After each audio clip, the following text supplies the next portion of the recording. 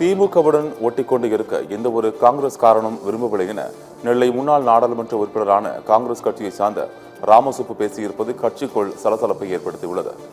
தமிழக முன்னாள் முதலமைச்சர் காமராஜர் குறித்த திமுக எம்பி திருச்சி சிவாவின் பேச்சு கண்டித்து காங்கிரஸ் கட்சி சார்பில் தென்காசியில் ஆர்ப்பாட்டம் நடைபெற்றது. ஆர்ப்பாட்டத்தில் திருச்சி சிவாவை முதலமைச்சர் மு க ஸ்டாலின் கண்டிக்காததற்கு எதிர்ப்பு தெரிவித்து கண்டன முழக்கங்கள் எழுப்பப்பட்டன.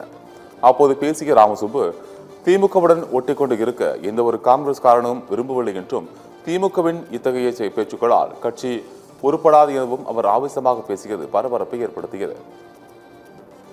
காங்கிரஸ் கட்சி நீங்க வேண்டாம்னு ஒதுக்கினால் கூட நாங்க தயாரா இருக்கோம். காங்கிரஸ் கட்சிக்காரர் திமுக கூட ஒட்டிக்கிட்டு ஆசை எல்லாம் படல. என்னையா செஞ்சிருக்க?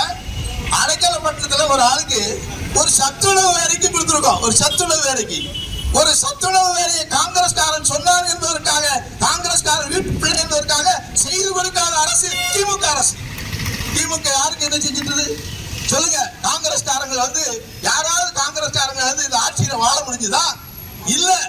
அப்படி இருக்கும் பொழுது எங்களுக்கு என்ன கூட்டணி?